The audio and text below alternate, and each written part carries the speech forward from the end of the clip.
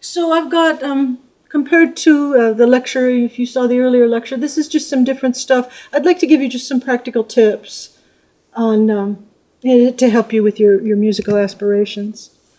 So listening is not the same as hearing. You can hear that there's music playing in the background or a conversation, but if you're not paying attention to it, you're not really listening to it. Your brain is merely taking it in as an input signal, and then it's dismissing it. It doesn't need it for any reason. Question to consider for ourselves is what we think is going to happen when we choose a record to listen to. And you should, if you intend to work in music professionally, you should be asking yourself that question. When you choose, I feel like hearing this right now, just pause for half a beat and ask yourself, why? What aspect of that record am I most craving right now? Get in touch with that listener profile so that you can be paid for it someday in the future. What we say musically and what people hear, those can be two different things. I just found this picture on the internet. I don't know who those people are, what they're doing, but there's the guy, and he's singing, I borrowed her car, she got mad, lost the best woman I ever had. He's on output. The other two listeners are on input. We have no control over what they listen to and what they're thinking. She might be thinking, how can I leave without being rude? And this guy might be thinking, yeah, there's a lot of cool songs about cars. So what we put out there in the world is not necessarily what is received. And what is received is not up to us. Listeners are going to decide for themselves.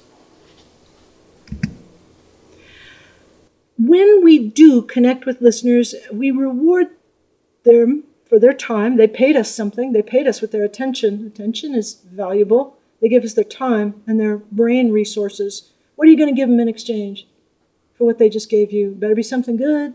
Give them something good. Give them something that makes them say, glad I listened to that. My friend over here, your music was very impressive to me. I really enjoyed hearing it, and I had that feeling as I listened to it, I'd like to hear this again. That means dopamine was released, and that connected me with a craving. I'm going to want that again. But look at this famous photograph, Alfred Eisenstadt, Paris, 1963. Little kids watching a puppet show. The different reactions there. So this little guy up top, he's like, yes. You see his arm extended in a gesture of triumph. Yes, I wanted this. And you see the girl in the front is like, no, her hands are up like defensively. Like, no, I'm not happy about this. This little fella is, yeah, this is all just a bit much for me. This one is, what the just happened? And the littlest one is like, what is this? I have no idea what I'm looking at here. So when we perform, and it's good for you to perform in front of people, to get on stage and watch their bodies, watch their faces, watch their reactions.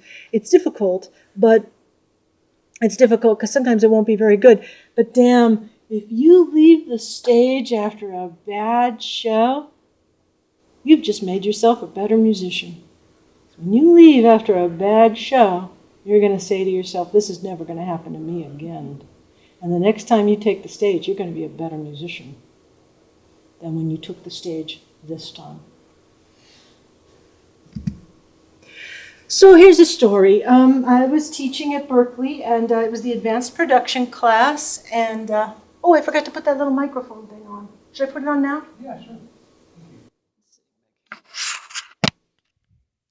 I was teaching, and students were playing their works in progress, as they do. And a student named Joe played his session from the night before, and it was kind of a Green Day kind of thing. It was bass and drums and electric guitars. It sounded really good. Joe is a good engineer, good producer. It sounded good. So I told him, sounds good, and put the vocals on, and bring it back next week. And then Jared, who was sitting in the classroom, says, yeah, but dude, you are going to fix that snare drum hit, right?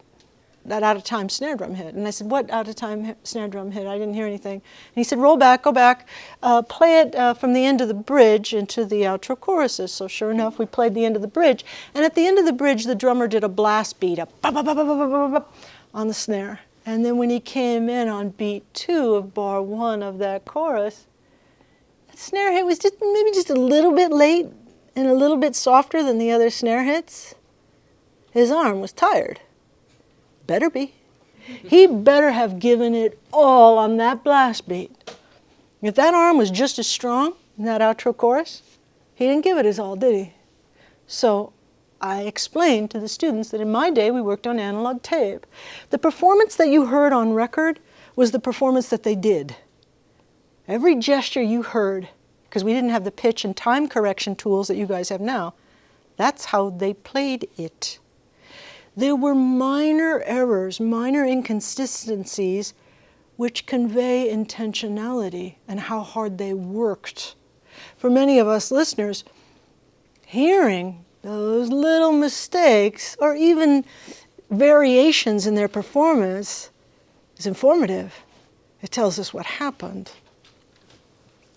So I explained to the students that I didn't hear that slightly late, slightly soft snare hit as an error. Rather, I heard it as a good thing. It showed me how hard the drummer had worked in the bridge. So I explained all this to the class, and I said, so do you guys still think that snare needs to be fixed? They kind of looked at each other, and they went, yeah. Always learn so much. What they were teaching me is our generation doesn't hear music the way you guys did. Our generation has limitless tracks. Our generation believes that if it sounds like a mistake, it is a mistake.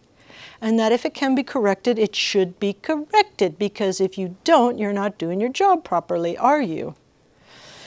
It was an epiphany for me and helped me realize that listeners have expectations based on what they're used to and the signals they're picking up, the intentionality they're picking up from records. Yes, please, Wyndham. So, having explained that, do you think that as a edit or a mix engineer that you should still make those corrections? Do you think there's a space for leaving it to be more authentic? It totally depends. Think of it as an aesthetic choice, just like a director would. So if a director is shooting a movie and the actor kind of momentarily forgets his lines and he puts a pause in kind of a weird place, do you keep it or do you do another take? You can always decide in the editing room. But maybe that pause delivers a message of, I'm taking my time here before I deliver these words to you. Or it means he forgot his lines. But you're deciding aesthetically whether or not this is going to work in this situation. Billy and Liam, bass and drums for Dillinger Escape Plan, came to Berkeley some years ago to give a clinic.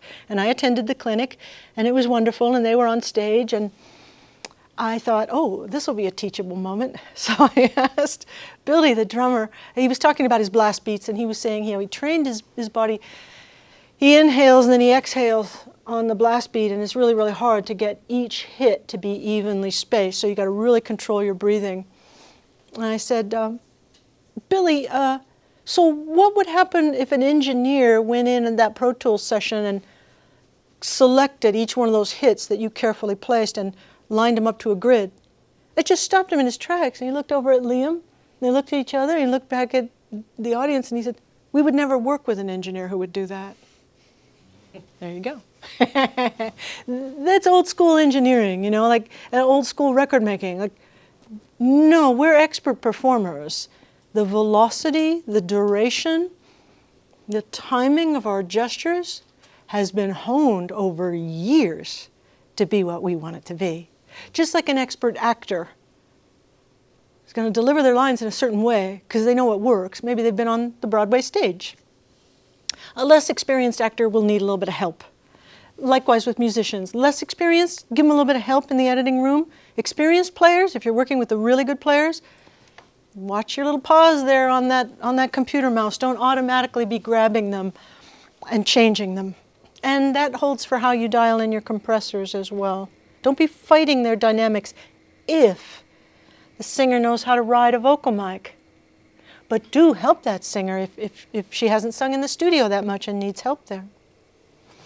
I mentioned in the earlier talk, when talking about realism versus abstraction, that many music listeners experience visual imagery when they listen to their favorite records. Some research that I did with the co-author of the book asked 1,695 people in the 50 states of the US, what do you see in your mind's eye when you listen to your favorite music? We asked this question because I couldn't find the data anywhere from any studies, and I just assumed naively that everyone saw the same thing that I see. When I listen to my favorite records, I always visualize the performers. Always. Consequently, I like realistic records played with musical instruments that I know, so that I can have my visual treat. I want to see that singer. I want to see those performers. When I was listening to your music earlier, I was picturing you guys. I was picturing the drummer. I was picturing the piano player. I'm seeing you. That's my go-to visualization. My co-author, Ogi, sees abstract shapes and colors. Ogi prefers electronic music and instrumental music so he can have his visual fantasy. I prefer realistic records so I can have mine. So we went and asked people, what do you see when you listen to music just for pleasure? 1 out of every 4 people, 25%, listen to music for their own autobiographical memories. They see themselves and the people and the places and the events in their life that matter to them. They choose your music to relive certain memories.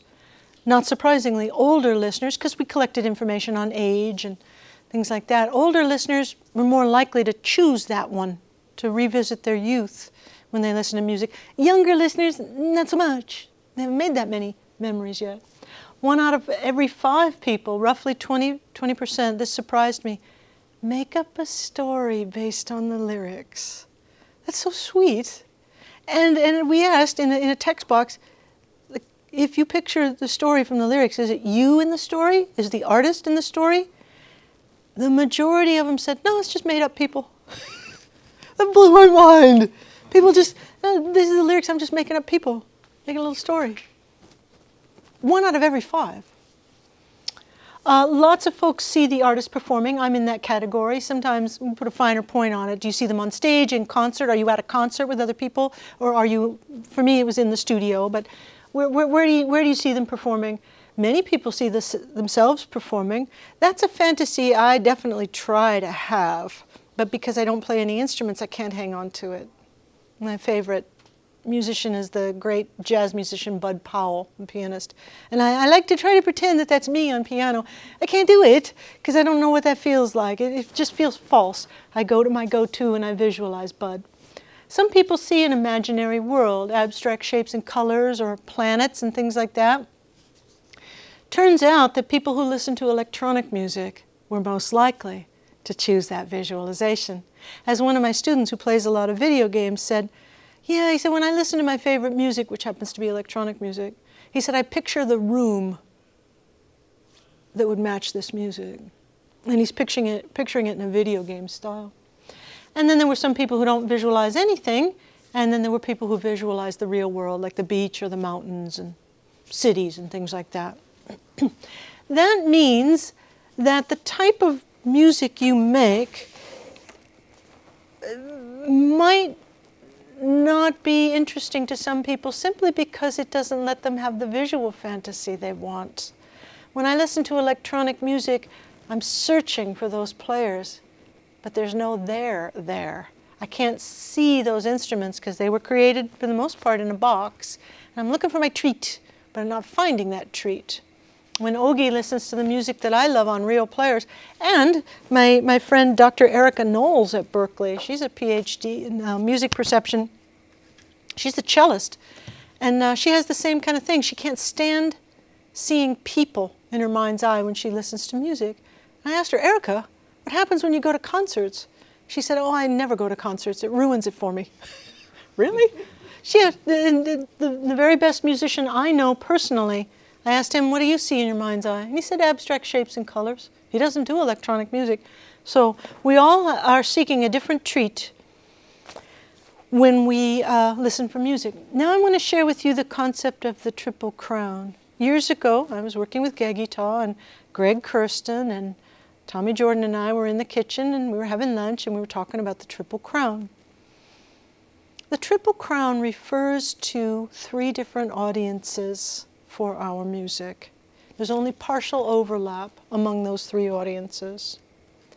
The audience that you know of, the general public, is one audience that listens for a different thing, that wants a different kind of reward in music than the other 2. You guys are the musicians. You guys are snobs. You're a tough audience. You're a tough audience. You're listening to be impressed. And you want to know, when you listen to music, you're thinking, is this something I could do or my friends could do? And if the answer is yes, you're less likely to be impressed. Show me something I haven't seen before. And then the last, certainly important audience is the critics and scholars. They're listening to music with different ears. They're listening for ideas that will advance the state of the art, that will take music in a direction where we think it should go, as if you were a food critic or a fashion critic. Please don't bring back shoulder pads for women. Please don't bring back pizza with kale on it, or just whatever. You're judging it based on where you'd like to see the trend go. So you're listening for something different. Because these audiences only share partial overlap, these audiences are going to give you, musical artists, different rewards. If you please them, the public will give you love, as they're doing Taylor Swift right now. They will buy your t-shirt, follow you on Instagram, go to your concerts, spend a fortune. They'll give you love if you've pleased them. Other musicians will give you respect. They'll talk about you. Now, if you become a musician's musician, good luck trying to appeal to the public, because those typically involve gestures that the general public doesn't have an appetite for. Jimi Hendrix, from my generation, was a great example. Musicians considered him the greatest guitar player. He didn't sell as many records as Eric Clapton with the public. You guys know the band Knower? Yeah. Oh, Knower, like the word know, K-N-O-W-E-R. Check out Knower. Check out Knower. Lewis Cole on drums is a beast. He's frighteningly good. Genevieve Artardi on vocals will scare you. She's so good. What a band, what a band. They do these lo-fi videos. Knower, they're crazy great. Musician's musician. Come on, guys, get some success. You deserve it. The critics and scholars reward you by writing about you. They give you fame. Now I'm going to tell you a little Prince story. When Prince's first 2 records came out, he did what all beginners do. He copied the style of music of the day, whatever is popular. We start with craft and we work our way toward art. So his first 2 records showed that he could write. Some of his songs became covered by others. He showed that he could write, but basically stylistically it was hewing toward, this is what's popular on R&B radio today, 78, 79. By his 3rd record, he realized, this isn't going to get me where I want to go. He somehow managed to figure out the concept of the 3 audiences. And he deliberately, on his 3rd album, turned his back on the little bit of public audience on R&B radio that he had started to gather. A little bit. I listened to R&B radio in those days, and I heard some stuff from his early albums, but he wasn't as popular as other bands on R&B. He's a little bit different. So for his 3rd record, he said, screw it. And he targeted just the critics. He put out the record Dirty Mind, which is beyond the pale. Lyrically, it turned off his R&B audience completely. Turned them off, dropped them like a hot rock. But the critics were over the moon. The big city critics, New York, Paris, London, Los Angeles. They called him the second coming, the next Mick Jagger, the next Elvis Presley. It worked. Dirty Mind was a critical favorite. Nobody else liked it, I love that record. I like what the critics like. That was his third album. For his fourth album, he said, all right, I'm picking up another audience. And he targeted other musicians. And the fourth album was called Controversy. And the opening song, the title track, Controversy, the opening line is, I just can't believe all the things people say. Am I black or white? Am I straight or gay? Controversy. But he impressed musicians because he played every instrument on this record, showing that he was a beast with drums or drum machine programming. He was a beast with rhythm, with bass, with guitar, with keys, with vocals. Damn. For his fifth record, he targeted the public, and it worked. His fifth record was 1999. It was a double album, and he had his first crossover single with Little Red Corvette. A crossover single is one that moves from like the country charts or the alternative charts or the R&B charts over to the pop charts. It worked. And for his sixth record, he wore the Triple Crown. The Triple Crown refers to being a hit with all three audiences. No one wears it for their whole career. You might wear it for just one album. And you might wear it for a good long run. So back to Geggy Tah and Greg and Tommy and I sitting in the kitchen talking about who's worn the Triple Crown the longest. Greg came up with the best answer, Duke Ellington. Duke Ellington was a hugely popular band leader in the country, maybe the biggest. Other musicians thought he was a god. The critics thought he could do no wrong. He was the standard everyone was held to. It's really hard because that area of the Venn diagram where they all overlap is small. We listen for different things. If you're a music maker, pick your audience. Pick your audience. Don't worry about the others. They'll come in time, in the fullness of time. Charlie Puth from Berklee College of Music. Charlie's first record appealed to the public, and Charlie's name was Screwy McScrewenstein because the public that he appealed to was teenage girls, because he's cute. That's bad, because teenage girls in high school who like you will often be embarrassed to admit they liked you when they're in college. So there goes your audience. They just grew up after about 3 years. So if you were to Google Charlie Puth, New York Times, May 2018, you would see, if you can find it, if it's not behind a paywall, a photo essay in the New York Times Sunday magazine. I subscribed, and my Sunday magazine came in May, and I opened it up, and there's Charlie. Charlie, he's so cute. Except in these photographs. Charlie, what are you doing? You look kind of like a pig. There's a shot of him. At first I thought, what are you doing? His shirt was open. It almost looked like he was pooching his belly out on purpose. He's in the studio, his hair's in front of his eyes, he's got his knee up on a chair. What are you doing? There's a shot of him sitting on the couch in his living room. His arms are out, his feet are up. He's not even sitting up for the camera. Kind of just looks like a slob. I'm sure that was deliberate. He or his management team or his record label, somebody is saying, we got to ditch these teenage girls. And these photographs say, look away, teenage girls, not for you. I am not for you. I am not cute. I'm a serious musician. And it worked. And the subheading on this article is, Fame nearly ate this 26-year-old musician alive. Now he's made one of the year's best albums.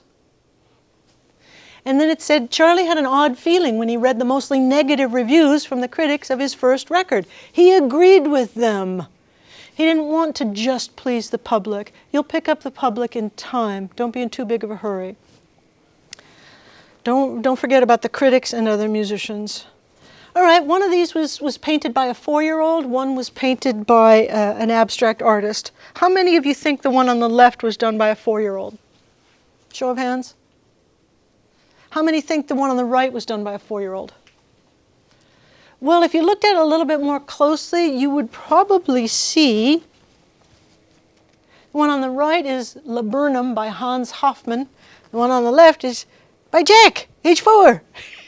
So Ellen Winner and her colleagues at Boston College study intentionality. And her work, when she gets people in the laboratory and give them more time than I gave you, to seriously look at these things, people can tell if you meant to do that. She does things like accidentally spill cans of paint onto canvases and just paintings created by accident, and then these abstract paintings. And with odds much greater than chance, people can figure it out. Music makers, it's the same thing in music. When we listen to your performances, we hear on a subliminal level what you tried to do, what you're saying with your hands, with your voice, what you're trying to communicate on that record. We can hear intentionality. So make sure that your gestures are coming from a deep place in you and reflect what you're trying to say. When you get very, very experienced, that'll be available on demand. But early in your career, that takes time to develop. Just be aware that the listeners know more than you think they do, in particular for vocals. Most people can't play a musical instrument, but everybody can talk. Everybody can use their voice to express feelings. So when we hear that vocal performance, it needs to be coming from a place of intentionality. You meant to sing those words. You meant to say that on every line. The bar is really high out there. All right, we're going to do a little listening exercise. I want you to show me with your thumbs if you hear the pitch go up or down. Musical training shapes the brain and influences how we hear. We're going to listen to analytic versus synthetic pitch. Show me, please, with your thumb if you hear the pitch go up or down. Analytic versus synthetic pitch. A pair of complex tones is played 4 times against a background of noise. Do you hear the pitch go up or down?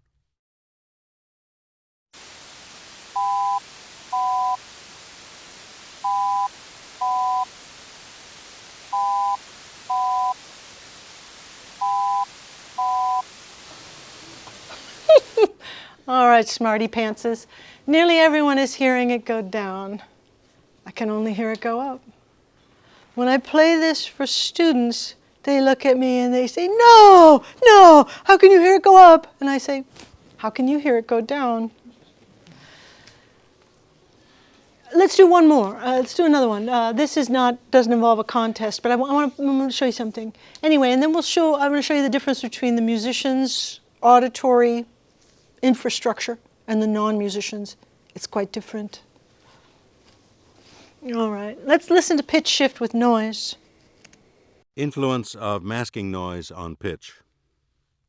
A partially masked 1000 Hz tone alternates with an unmasked 1000 Hz comparison tone. Compare the pitches of the 2 tones.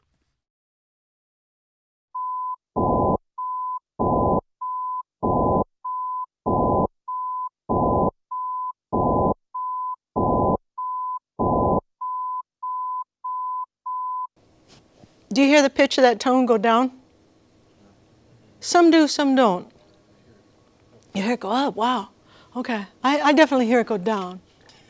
Those are, they're from the Acoustical Society of America and their auditory demonstrations. Let me show you this figure then. Nina Kraus and her colleagues, they look at how musical training develops the auditory path, meaning your wiring, your auditory nerve bundle that goes from the cochlea up to the cortex and then beyond. And she played this nice dyad, G2 and F3, for musicians and non-musicians, and she measured their brain responses to see where the brain activity is to the elements in that little dyad. And we see the non-musicians in black there. The non-musicians circled, the non-musicians are listening primarily, as you see here, to the fundamental frequency in the lower tone, the fundamental frequency of that G2, right around 100 Hertz. And then the activity in the black trace, and not much of it, is down there pretty low. In comparison, musicians, shown in the red trace, are listening to, more so than the non-musicians, they're listening to the upper note. They're listening to that F3, the fundamental of the F3 circled in blue, the second harmonic, F2, circled in blue, F3 circled in blue. That's neural activity that shows that musicians are hearing something different than the non-musicians are. I'm going to show you, I'm going to revisit the two sound examples, and I'm going to show you what's happening in your brain and in mine when we listen to those things.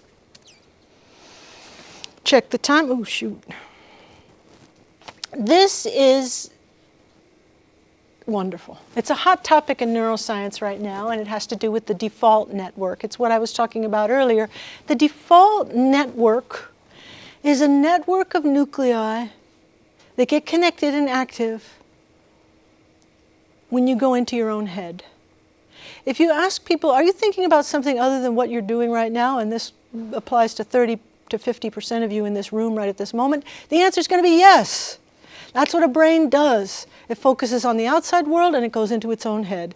Outside world into its own head. 30 to 50% of the time, when you go into your own head, you activate the default network. Turns out the default network is the precursor of creativity. It's the place you need to go if you're going to write a song or do anything creative. So what we're seeing here in this table, on the x-axis is constraints on your thinking, and don't worry about the y-axis. But on the x-axis, there's no constraints on your thinking when you're dreaming. You can dream about just about anything. That's spontaneous thought. When you're awake and you're just daydreaming and mind-wandering, your brain goes wherever it wants to go. You're taking your brain off its leash. You're not making it do anything that it has to do. It's like taking a dog to the dog park. Go, be free. Do what you want to do. And some dogs will go to hang with the other dogs, and some will go sniffing the trash cans, and whatever it is they do. Let your brain be free. Go wherever it wants to go. In its little roamings, it sometimes comes up with a brand new idea. When a new construct comes up from your free-ranging brain, that's when you move from art to craft. Art is original thinking. Craft is getting something built. So you move from this, and now the constraints are stronger, to goal-directed thinking. Okay, I think that's a good idea for a song. It's a good idea. Oh, I just thought this melody, that's beautiful. Is that mine? Did I think of it? Oh, it's beautiful. Let me get to my tools right away. Let me make this thing. And then in the process of getting a few ideas down, you say, okay, but what do I do next? What would be the best groove for this? Let your brain off its leash. Let it go where it wants to go. It'll land on something. And you may or may not say, yeah, that'll work. And you might get back to craft again. Art, craft, back, forth, back, forth. But that creativity is not under our conscious control. Neuroscientists who study creativity recognize everybody, the most creative people, get writer's block. Everybody gets writer's block. Creativity is not under your conscious control. It's not constant over your lifetime. You know this, probably. There's periods where you're really creative and periods where it's just a dry spell. It's not a right brain versus left brain. It's the whole brain. Please believe me, it's not dependent on being in a bad mood or being bug nutty. Actually, the most creative works are produced by people who are feeling pretty good and pretty happy. Brain needs to be kind of healthy and happy to allow yourself to mind wander. We only mind wander when we feel safe. That usually comes with feeling happy. And it's not dependent on anything weird like an alpha state or anything like that. It's rather spontaneous. Creative thinkers have a capacity to imagine more events and more stimuli, and they show reduced inhibition. Whoa, there it is. There's your little precuneus. It's over there in the blue. And on the red is something called the tempoparietal junction. Anyway, there are some folks who are called hypercreative. They've got a couple of defective circuits, and in particular, they got a defective precuneus. When I studied neuroscience, I began to understand Prince a lot better. Prince was certainly what we would call a hypercreative, which is why we had to work for so long and so hard. Our sessions were typically 24 hours long because his ideas kept coming and coming and coming and coming. It wouldn't shut off. People who are hypercreative have faulty breaks in these two circuits. So when we're trying to come up with something creative, we have to deactivate the right, in red there, the parietal temporal junction. We have to deactivate it, because normally most of our brain is doing this. Most of the time our brakes are on. Most of our brain is in inhibition. Most of the time what our brain is doing is not doing certain things. You could get up and talk right now, or sing, or leave the room, but you're not. Experience has taught you this is the appropriate set of behaviors for listening to a lecture. So we're always choosing just a few things out of the many things we could do, and our brakes are on. But people who are being really creative when you write a song is you got to release the brakes on that right junction over there. And that junction filters relevant from irrelevant information. So when you're writing lyrics, you're thinking this would be appropriate, this is inappropriate, this is appropriate, this is inappropriate. People with faulty brakes in that area are more likely to consider a weird idea. They're more likely to consider an idea that others would just dismiss. They're more open-minded, literally. And then from there, we have to go to the precuneus, and that thing is gathering information during creative thought. It's scanning memories and dreams you've had, and scanning things that, little bits of information that are coming up in your brain, and it's passing along the stuff that it thinks, yeah, it's pretty good, let's do that. People who are highly creative are more likely to access many more ideas than others. We are what our brains are doing. I told you this earlier, that little precuneus is going to shut itself off from the default mode network during disliked listening. This is showing brain scans at Wake Forest University. So Robin Wilkins and her team said to people, the college students who contribute to 99% of all psychology reports, come into the lab and bring 3 pieces of music: a record you really like, a record you really hate, and your favorite record. And she looked at their brain activity in the scanner.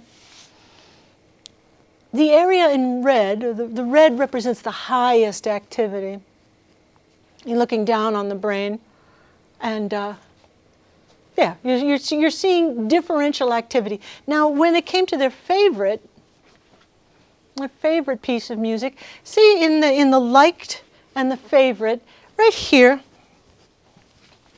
the very front of the forebrain, you see this little cluster of 3, the top one, there's that dark blue there in the front, and over there for the favorite, dark blue, right there in the front, and right here in your forehead. It is absent listening to music that you dislike. This is the brain saying, get it out of me. I hate this. So just a few more slides and there'll be time for questions. Just some tips. Sometimes we think that music sounds like what it felt like to do. Remember that that's not always true. The listener is listening through their own filter.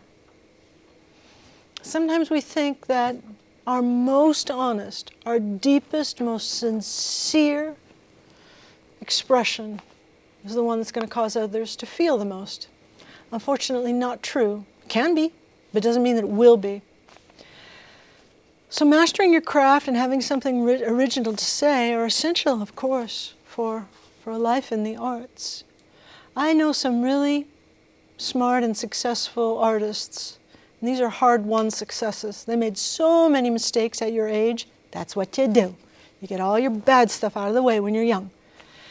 Anyway, my dear friend Tim says, craft is what sustains you when art fails you, which it will 90% of the time. What he's saying is, he's saying that art is original thinking, creative thoughts. It's going to go out the door. It's going to take a powder when you really need it the most.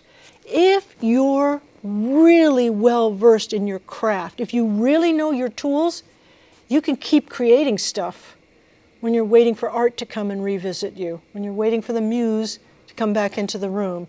Know your craft, whether you're a writer, producer, performer, no matter what you are. If you know your craft, you can keep working. So craft is what will sustain you when art fails you. So you should practice a lot. Even if you have no ideas and you don't feel like making music, get into that room, open up your laptop, open up your tools, and practice with your tools so that you'll be better when art does come. My dear friend and mentor, Tony Berg, the producer Tony Berg, says, a life in the arts is a life in problem solving. Learn from the best.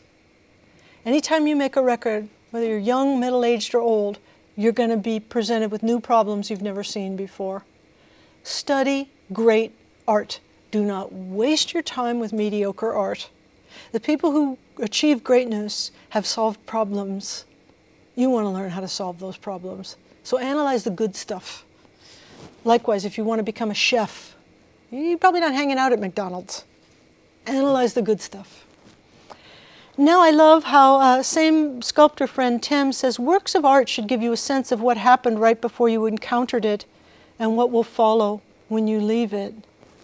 Momentum in every work of art, whether it's a sculpture or a painting. When you first hear that opening line in a song, in your record, people should be thinking that that record was happening before they ever turned it on. And when that record is done, they should be thinking, I need to go back and listen to that again, because I feel like there's more to this story. Sometimes we go on too long in our records, where being a little shorter would have been actually better. Focus on your craft first. Pablo Picasso painted this when he was 16 years old. He was learning the craft of painting. 16 years old.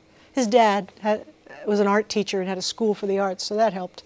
He was 16. He was focusing on the craft of pushing paint around on canvas to get it to look like fabric and hair and skin and walls, the china, the teacup. How do you push paint around and make it reflect light in a correct and natural way? It's hard to do. How do you separate lights and shadows? What does shadow do when it reaches the point where it goes into a lit area? Should it be a firm shadow or a blurred shadow? That tells us about the light in the room. How do you know where that light is? Are the angles consistent between the little child and that cabinet over there on the left? He was learning his craft. That's what mattered the most. Once you learn your craft, art can emerge. Now your original thinking will come to the fore and your creativity will be allowed to express itself. Don't worry if your early works of art are imitating others. The greatest start by imitating others. The most successful musical artists of all time, just like with painters, start by imitating others because they're focusing on mastering their craft. If there's art in you, there's creativity in you, it'll emerge.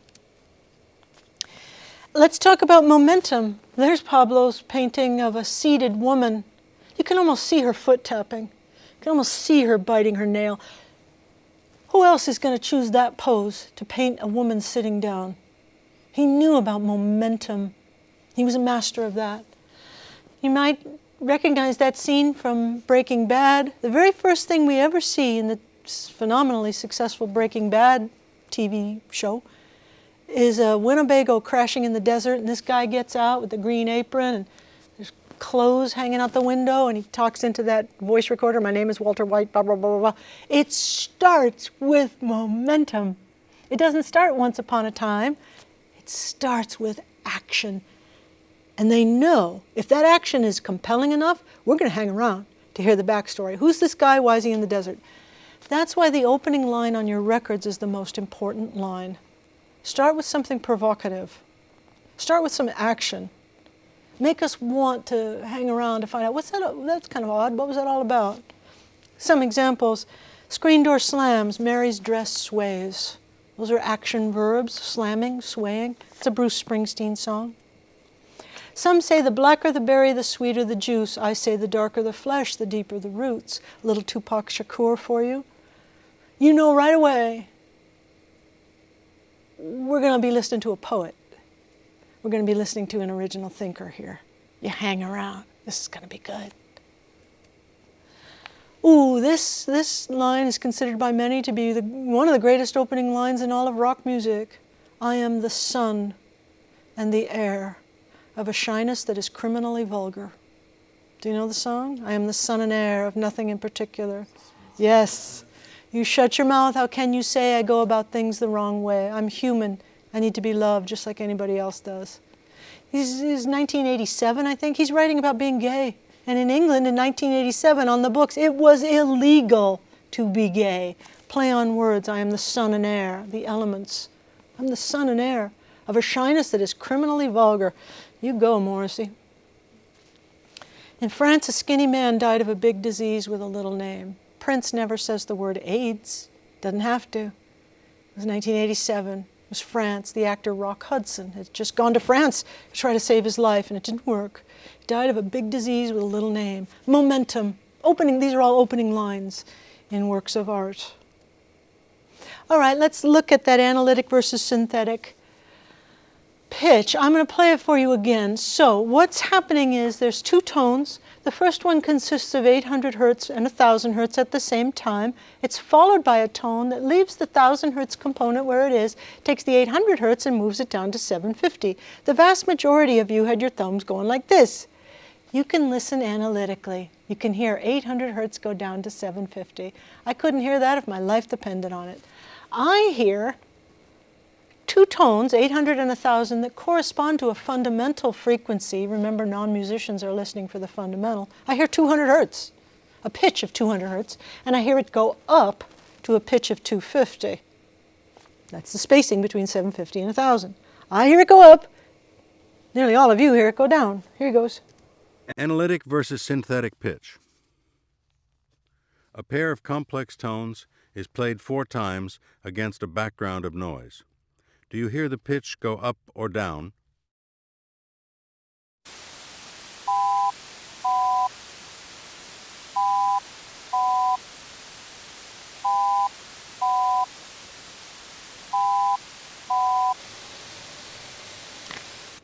Anybody hear it go both ways?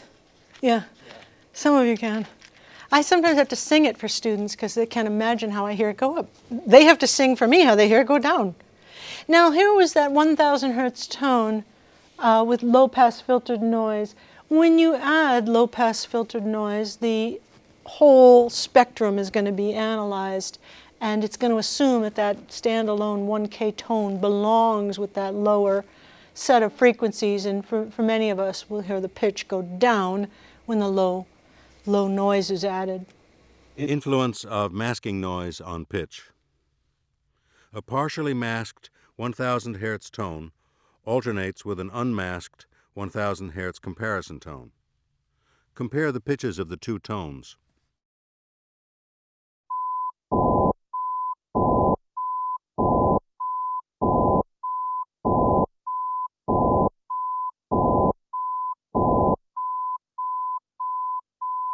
I distinctly hear that go down. Most people do. What's that? Oh, you do? Huh. What? Stay at the same note. Yeah, I guess musically they do. Because then it doesn't perceptually go down by that much in pitch. Yeah, I heard all three of them, like going up, down, and staying the same. That's good. It's good auditory neural infrastructure. What happens is through musical practice in your youth, your auditory nerve bundles are growing additional spines, like those trees out there growing little smaller branches. You have a capacity to process all sounds, speech, music, environmental sounds, faster. And you also have the capacity to hear different subtleties in sounds that my architecture simply can't hear. But what I can do, which is of value, and you can learn to do it, is I can hear synthetically, the global whole. So I'm good at listening to what's going on in the big picture of a record. I certainly know that students at Berkeley have to train themselves to learn to hear synthetically to the big picture of what a record is saying, what's it delivering. You can learn to do that, whereas the clay has hardened in my brain, and I'm not going to learn to hear the way you do. All right, well, thank you for your attention. I appreciate it.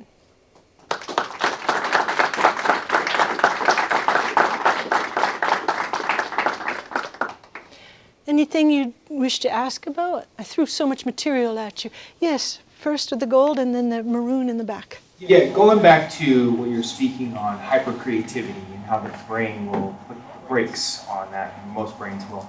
Have you met, or have you, maybe even in the process of writing the book, did you analyze people that were trying to experiment with tinkering with that, their brains to change that, or fundamentally alter how their brains can control what the brakes, quote unquote, are in trying to express more hypercreativity in their art or less? Or We're just now getting some good neuroscience on the neuroscience of neuroaesthetics and the neuroscience of creativity. So data is just starting to come in. A few years back, it was believed there's not really much you can do, that your brain has developed to have these breaks, and they work a certain way, and they've been working that way your whole life.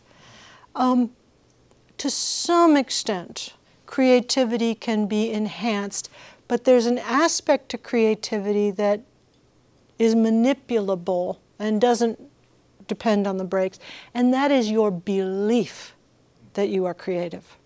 So at Berklee College of Music, they have some renowned faculty.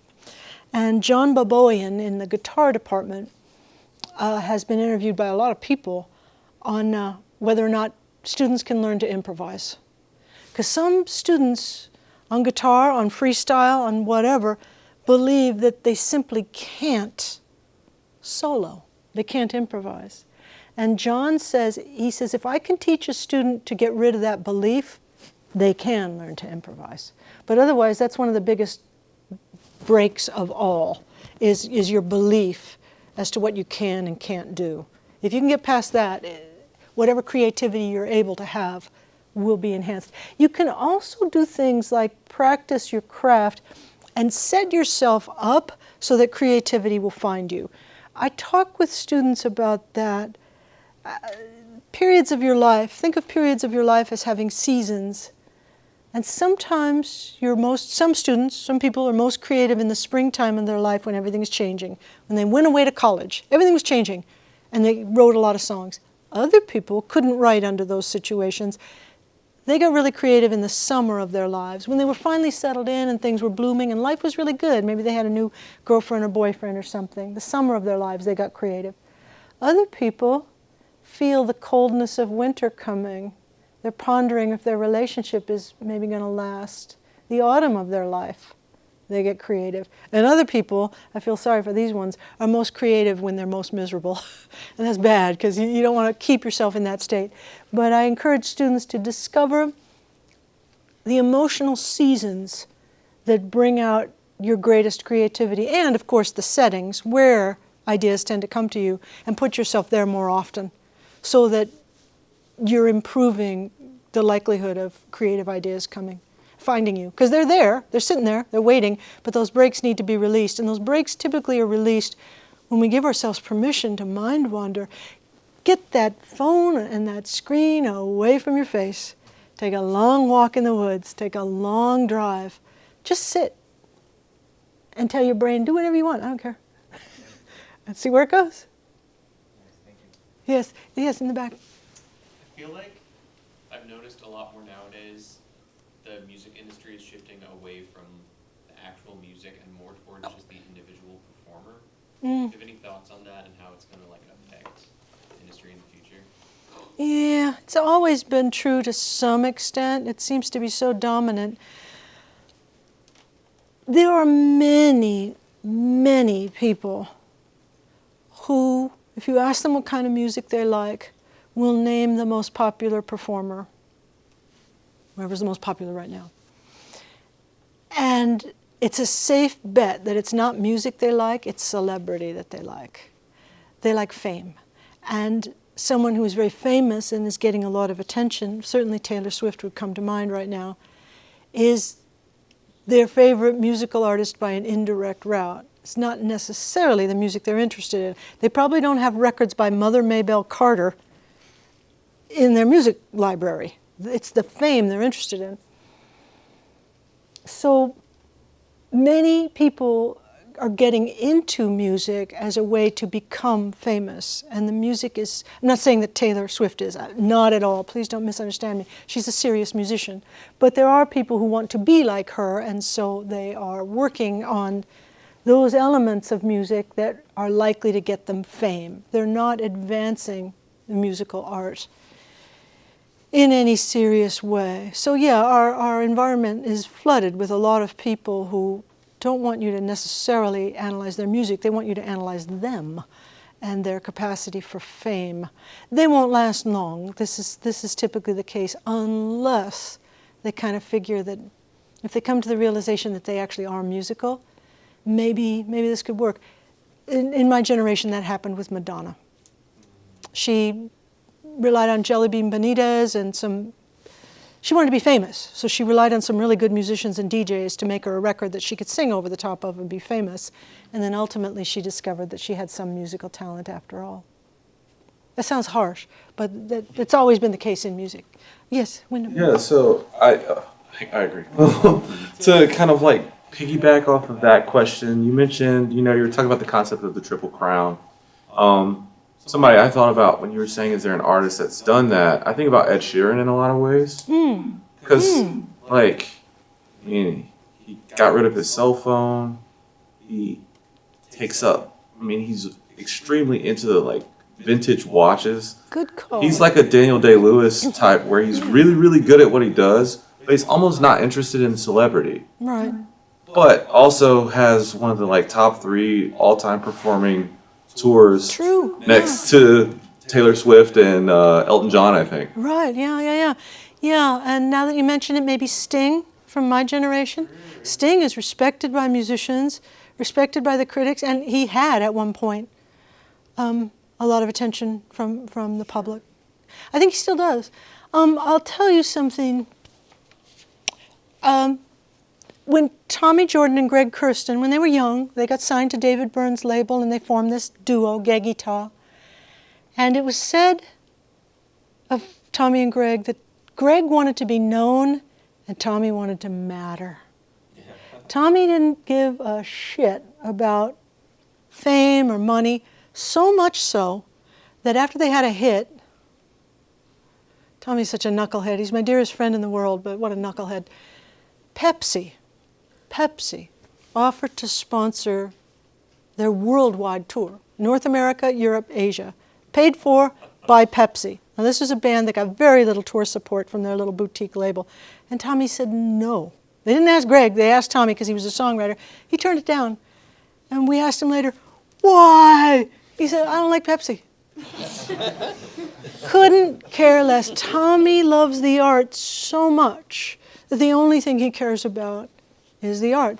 Greg wanted to make some money. And Greg, as a jazz musician, gave up jazz music. He studied at the New School with Jackie Bayard, gave up jazz completely, and now Greg produces Adele and Sia and all these huge hit records. He makes pop music. He did an album of music by Van Halen. And those of us who know him are like, Greg, our Greg Van Halen songs? In the music business, you typically get the thing you want the most. There's other things you don't get. But the thing you want the most is going to push you toward the target that you most desire, and you will ignore the other targets. Tommy got what he wanted. Greg got what he wanted. Do you think that in that pursuit of, let's say you are like, I want to be famous. I don't want to be good. I don't want to be well received. Do you think that either one of those aspects of the 3 in the Triple Crown, do you think that they can be intentionally targeted if you don't naturally have it? I would have said no some years ago, but I actually saw it done. In the 90s, with Geggy Tah, we played the Pomona colleges. There are 4 colleges all together in one area. Pitzer and Scripps and all these. Anyway, there's a guy there who set his mind on becoming a rock star. His name was Matt Nathanson. Tommy hated him because he wanted it for all the wrong reasons. He wanted the fame, he wanted the attention. And Tommy just thought that was sacrilegious to the art that Tommy valued so well. And of course, I think others assumed, well, he's never going to get there. You can't just become a rock star by wanting to be a rock star. But he did. He got a record deal. He put out 4 decent albums. His career was short. You probably have never heard of Matt Nathanson. But in the 90s, he got a little bit of play. He did all right. Yeah, I've seen it done. So you can decide, I wish to be a famous pop star. And if you're Madonna or some folks like that, you might be able to engineer that happening. That's strong entrepreneurship. That's not strong musicianship. It's strong entrepreneurship. Yes? How do you ensure that a mix enhances or just maintains the emotional intention of the song that you are mixing? You can never ensure it. I think the very best record makers will admit you never know for sure. But as I said in the earlier talk, if you're in touch with your own listener profile, if you're in touch with those aspects of that mix and that record that you respond to, if you know where the treats are hidden, you mix in such a way so that other people who are seeking similar treats will find them. That's why you sometimes want a different mixer. You know, sometimes a mixer can be really good, but it's not the right mixer for that song because they put the spotlight of attention on different elements that actually, maybe to the producer's mind, that's not the best thing to showcase here.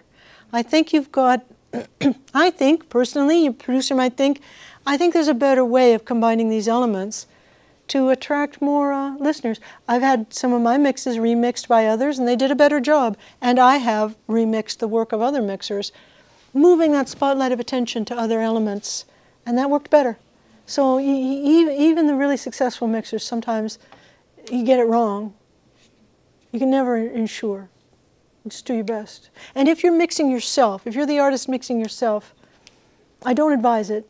You want another musical mind on it to fan it out, to expand it, to stretch it out of the shape that you put it in, to hear things that you don't hear, and pull it apart. Like, here's a good analogy.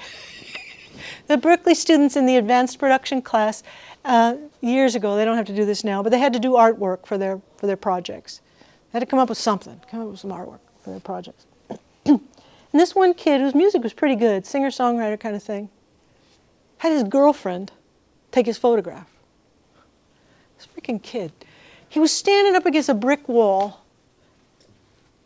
He didn't bother to wear anything cool for this photograph. He didn't bother to look at the camera. He had his wallet and his keys bulging out of his pants pocket. He could have, pulled his stomach in just a little bit, maybe buttoned up the jacket. His girlfriend took his photo. She was looking at him with the eyes of love. To her, he's adorable.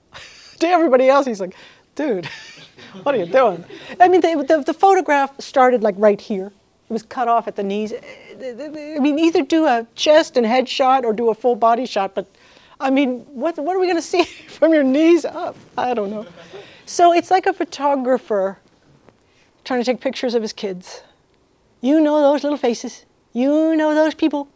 And you're going to capture what you know. Let someone capture those kids who doesn't know them, because they're not cute to someone who doesn't know them. They're just little kids. And they're going to show them in their best light. And likewise, if it's your work, another set of ears is going to hear something that you're not hearing and that your audience is going to hear. So let those fresh ears do that for you. Mixers are worth paying because a bad mix can break a good record.